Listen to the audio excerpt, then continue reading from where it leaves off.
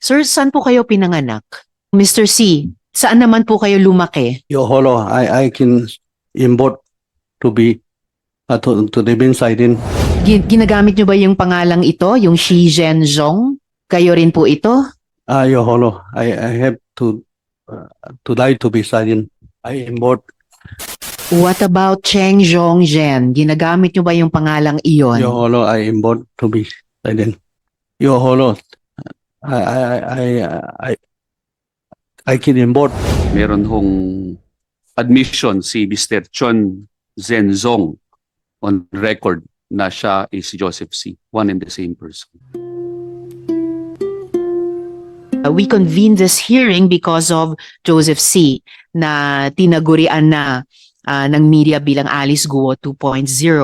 He presented himself as a Filipino citizen and invoked the rights, privileges, and protections that citizenship confers. Ang tanong ngayon, paano siya naging Pilipino? Was his identity lawfully obtained or manufactured for special access? Bureau of Immigration na ang nagsabi. Yung fingerprints sa di umano'y Philippine passport ni Joseph C. ay tugma sa fingerprints ng isang Chen Zhongzhen dahil nga Pilipino ang pakilala niya. Joseph C. was able to associate himself with the Philippine Coast Guard Auxiliary, an institution that operates alongside our maritime security apparatus and engages directly with coastal communities and sensitive marine environments. Mr. C, saan po kayo pinanganak? Your holo, because my ongoing case is in CA. So pasensya na po. As I can import to my right to live inside in. Kasi may kaso na eh. Pasensya na. Nasa kote. Alright, Mr. C. So, yung invocation against, to yung sabi niyo, yung right to remain silent, you have made it personally dahil merong pending appeal kayo before the Court of Appeals. Correct, Your Honor. Yes, I understand, sir. Of course, para po sa akin, siguro naman kung ano yung isasagot nyo dito sa komite, I presume pareho sa isasagot nyo sa CA. But anyway, I will leave it at that. Sa naman, yes, Senator Thank you, Madam Chair. Raffy. Okay, sige. Meron siyang kaso ngayon ongoing, kaya hindi niya pwedeng banggitin, ay pwedeng sabihin sub judice. How about yung case mo noong 2015 na may nag-file ng kaso sa iyo, si Mr. Cas sa NBI, at yung kasama dun sa complaint mo ay ikaw ay illegal alien na dapat ma-deport pero na-dismiss ng korte. Ano nangyari po doon? Ngayon, pwede man i-discussion kasi na-dismiss na eh. Paano na-dismiss? Ba't na-dismiss? During the time, may file ng kaso sa akin, against sa akin. Pero, meron ng mga lawyer ko na handle ito case. So, namin sa immigration. Immigration is na-dismiss. Dismiss? Yes. Oh. Yes. Senator Raffy, before we continue, I apologize. No, COMSEC, the resource persons need to take their oath before the committee. So please, COMSEC, then we will proceed. Kindly please stand and raise your right hand. For everybody, please. Thank you. Do you swear to tell the truth and nothing but the truth in this Senate investigation? Yes. You may put down your hand. Madam Chair, the oath has been administered. Thank you, COMSEC. Please proceed, Sen. Raffy. And then maybe, Madam Chair, we can invite Mr. Nestor Cas in the next hearing, and then the fiscal, kasi sa fiscal's office pa lamang na-dismiss na yon, ano mga ebidensya present ni Mr. Nestor Cas and why was it dismissed? And ano po yung, kasi dinanata sa NBI yung reklamo ni Mr. Cas.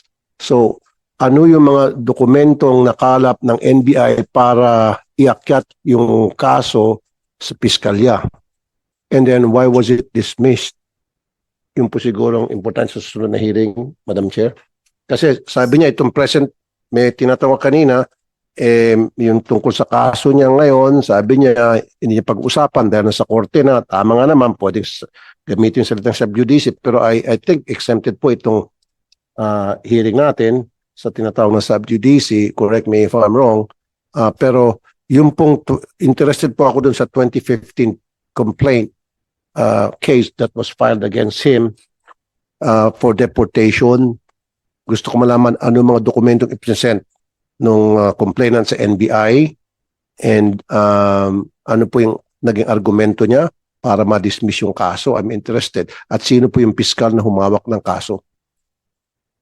So, just for clarity, minded po ang Senado about that sub judice rule, and there have been times naman, Senator Raffy, na medyo tinest natin yung limits doon bilang separate and co-equal branch of government while showing interparliamentary courtesy sa judiciary. So Mr. C, pwede nyo bang sagutin yung mga tanong ni Senator Raffy Tulfo tungkol sa nauna ninyong kaso noong 2015?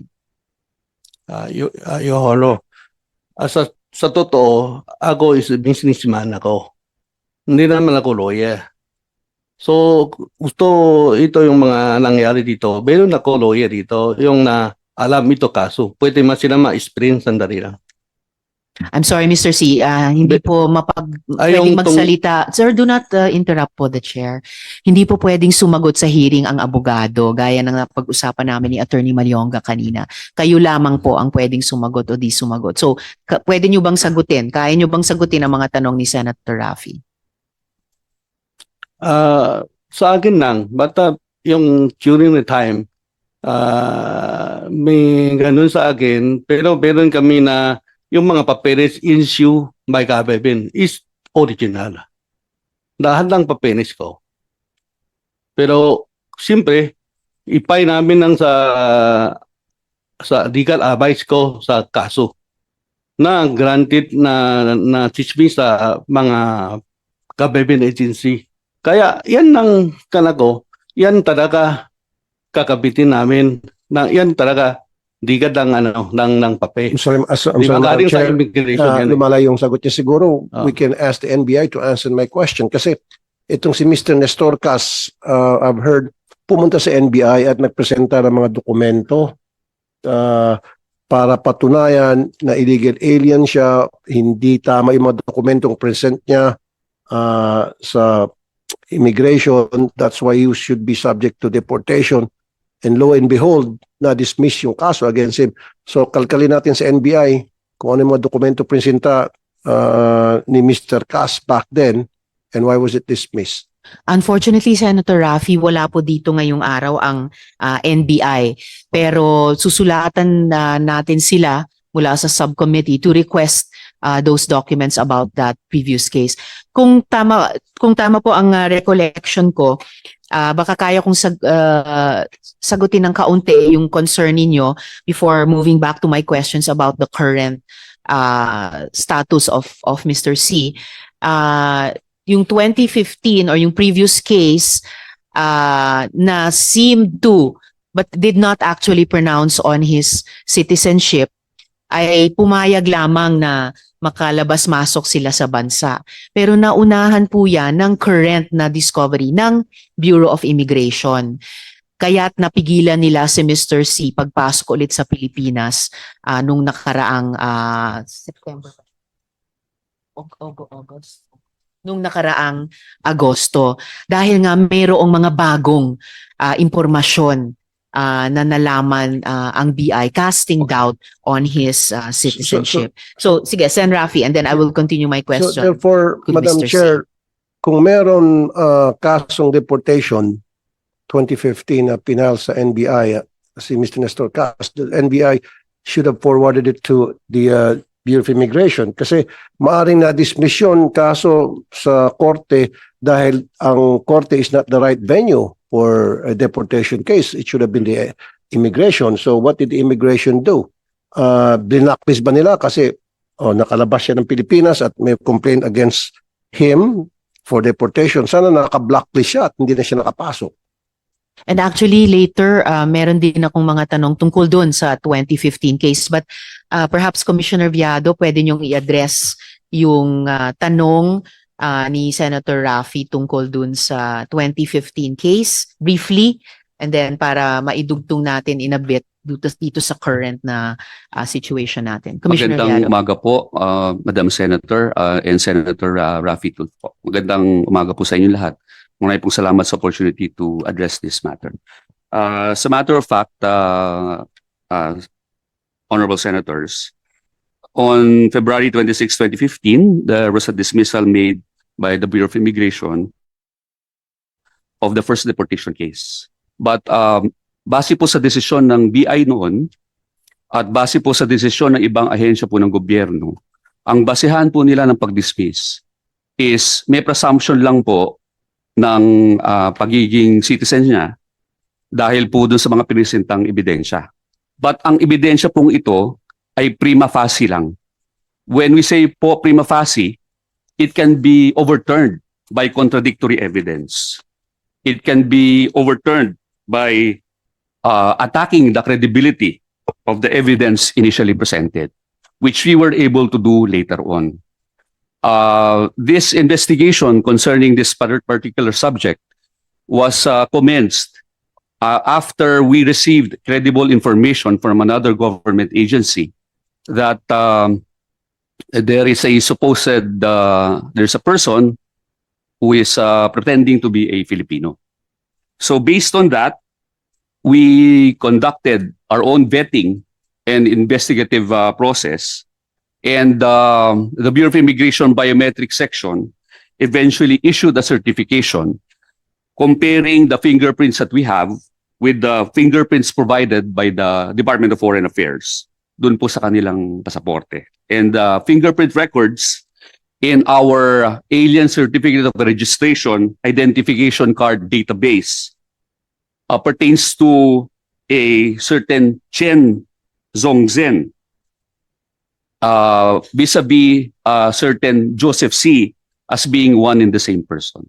Yun po ang naging basehan namin for this new investigation. Pero kung aaralin po nating mabuti ang lahat ng mga desisyon in the past, prima facie lang po ang sinasabi na ebidensya ng mga agencies ng gobyerno pagdating sa pagdismiso ng mga kaso.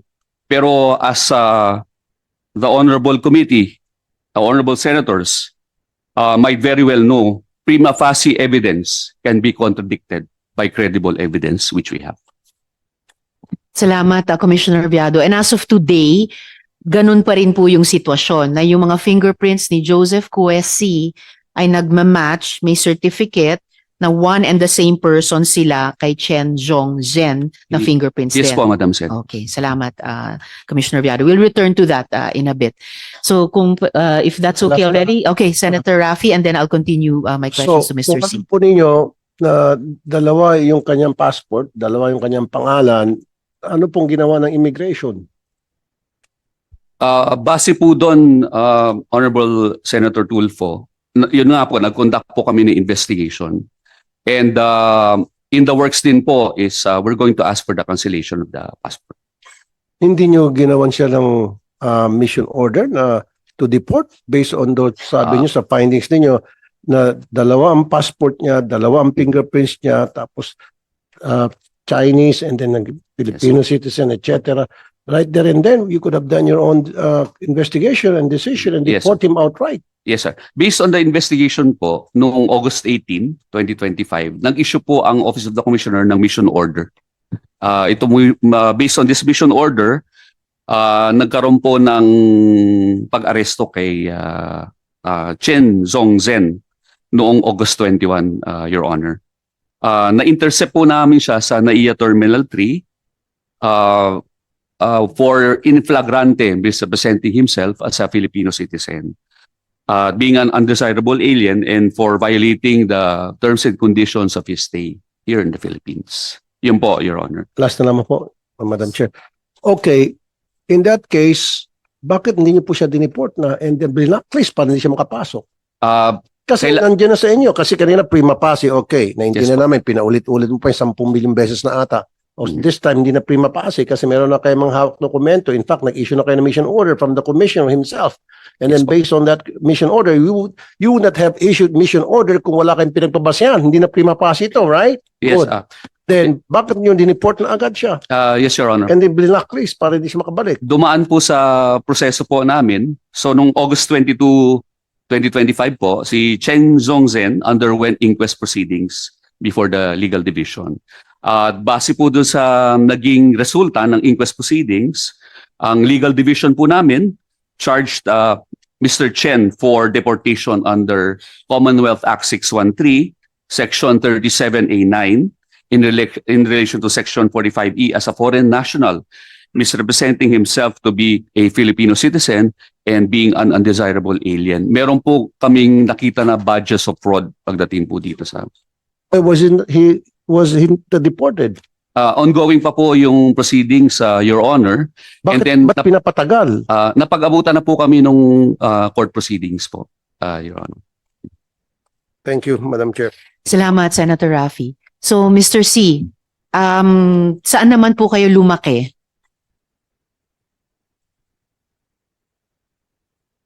Mic niyo, sir. Your Honor, I can import to be to the bin side in.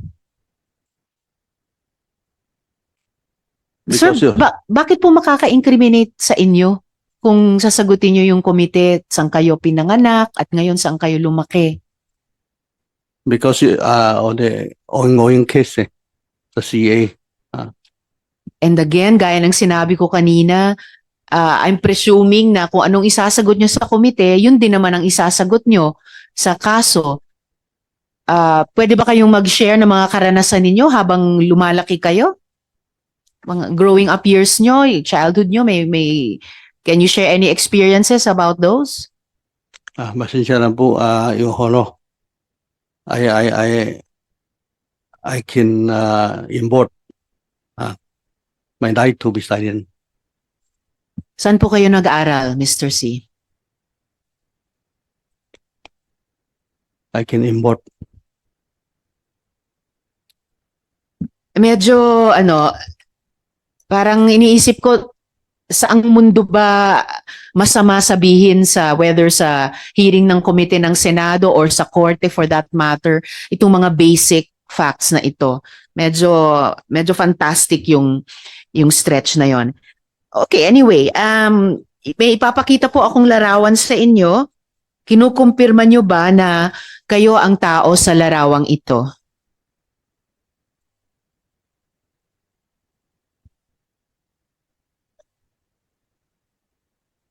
Kayo ba yan, Mr. C?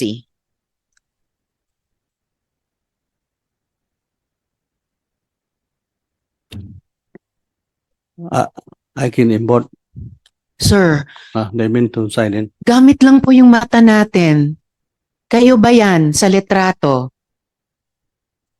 Kamukang kamukha po.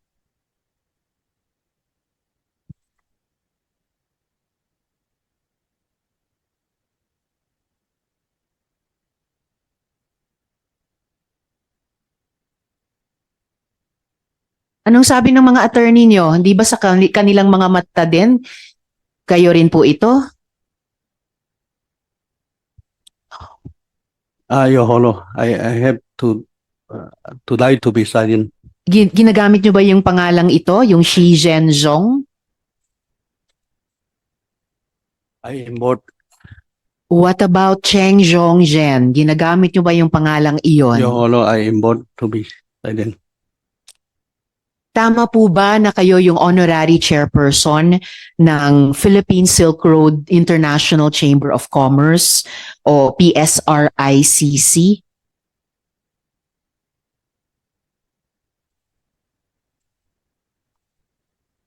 Sa SIDOT, Sir? sa association, Doon po sa PSRICC, kayo ba ang honorary chairperson?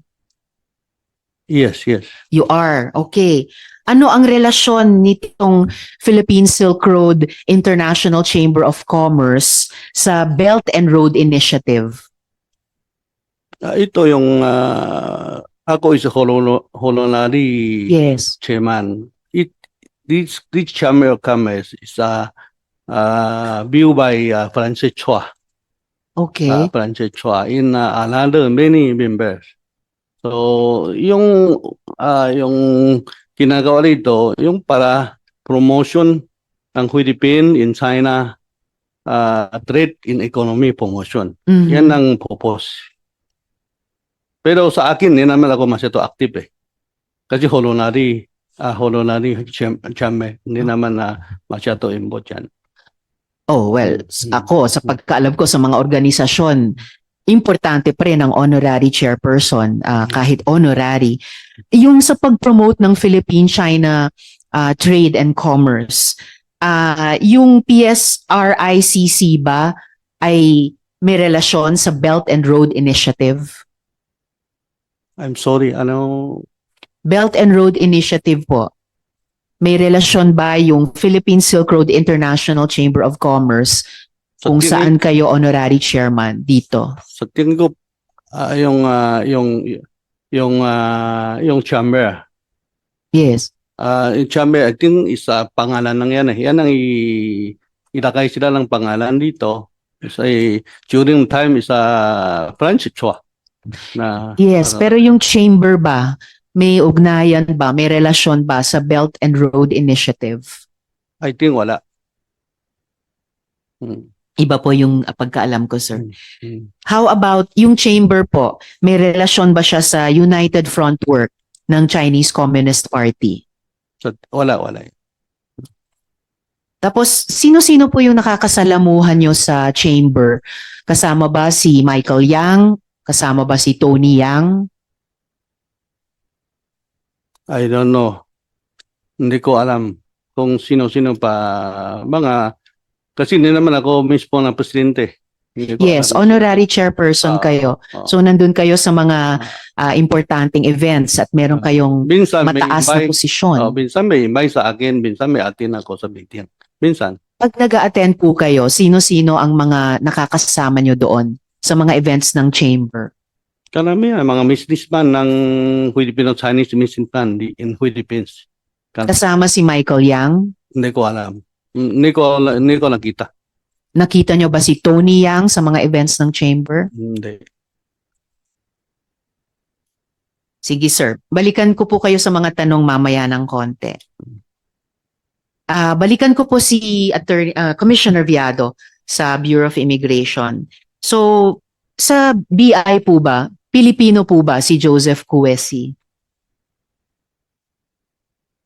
Hindi po, Your Honor. As a matter of fact, meron hong admission si Mr. Chon Zenzong on record na siya is si Joseph C. One and the same person. So, before we continue, Conviado, so, Mr. C, si Chen Zhongzhen daw, inamin niya na pareho siya sa inyo, kay Joseph C. Joseph Cuesi. So, pwede nyo na bang tignan ulit itong letrato at sabihin sa amin kung kayo rin nga si Chen Zhongzhen?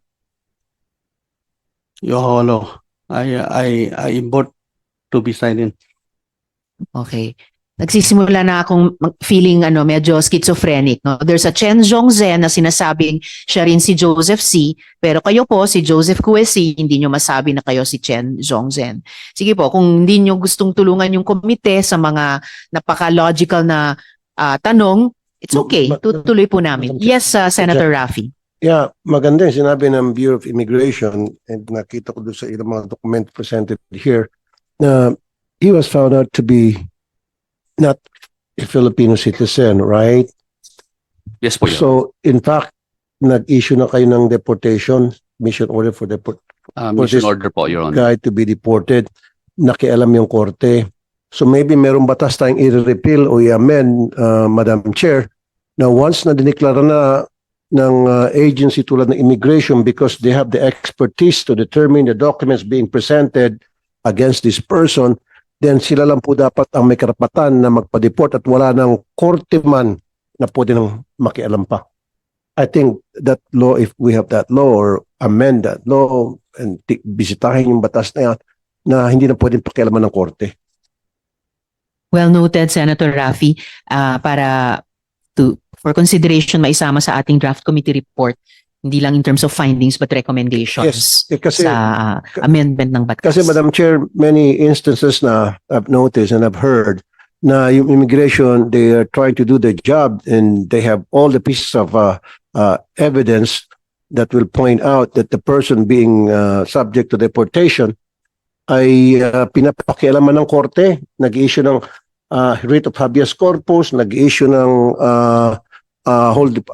TRO, yung korte, etc., hanggang sa nakakalabas yung tao na naging inutil ang immigration doon sa kanilang trabaho. So maybe we have to come up with a law to that effect na once na nakita ng immigration with a solid evidence or pieces of evidence na talagang hindi to Filipino citizen na dapat ito'y ma-deport na, wag nang makialam ang korte. Thank you, Madam Chair. Mr. C,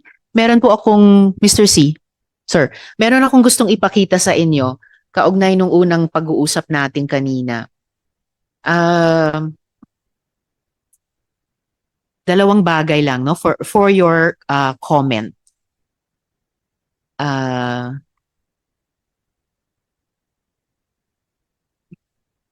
Okay, ito po yung unang slide. For the record, Mr. C, kanina sinabi nyo na walang connection yung chamber, yung PSRICC o Philippine Silk Road International Chamber of Commerce. Walang connection, sabi nyo, sa Belt and Road Initiative ng China. At sabi nyo rin, hindi naman kayo masyadong involved. Pero ayon mismo sa website ng PSRICC, ito yung mismong mission ng chamber. Please. Pakibalik lang dun sa kanina. Yan. Okay na yan. Yung naka-red box. Ito mismo yung stated mission ng chamber kung saan kayo honorary chair.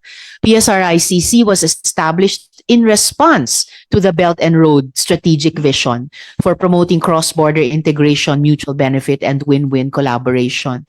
It aims to provide a platform for members to pool resources, information, capital, and other resources, and to promote the Philippine Maritime Silk Road towards substantive economic development. So, mismong sa mission ng chamber, inabanggit yung Belt and Road Initiative. So, imposibleng hindi nyo alam yan bilang honorary chair. Any comment, Mr. C? Hindi ko alam talaga. Sir, Sorry. that is really impossible. I cannot believe that. Pag honorary chair ang isang tao sa isang organisasyon, obviously, alam nyo ang mission yan. And klaro dito, sa website mismo ng chamber, it's in response to the Belt and Road Initiative. Okay? May pangalawa akong ipapakita sa inyo. Isa pang photo ninyo. Yan. Itong photo ninyo kung saan binibida ninyo ang partisipasyon ng PSRICC o ang chamber sa Communist Party of China at sa World Political Party Summit na organized ng CCP. No, yung Chinese Communist Party.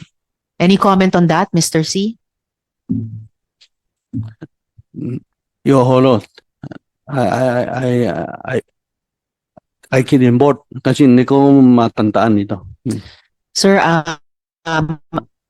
wala pa kayong nasasabing forthright na sagot sa hearing na ito kahit na may ganitong mga photo at text evidence. This was just in 2021, 4 years ago lamang po, na binibida ng chamber ng SIRCC members ay nag-attend sa Communist Party of China at World Political Party Summit. At kayo po ay honorary chair ng chamber na iyon. Okay, I just want Wala ko malaman ito, Your Honor. Pero minsan may meeting sa pero hindi ko alam mga picture dito na nakasama nito, hindi ko alam. Nandyan ang picture nyo, sir, oh. Nandyan sa summit na yan na organized ng Chinese Communist Party. At binida nga ng chamber ninyo na nag-attend ang mga miyembro at mga leader tulad ninyo na honorary chair. So, sa mata ko po, sa pagbasa ko, klarong-klaro, Mr. C. So, kumusta naman po dun sa anak nila na si Johnson C.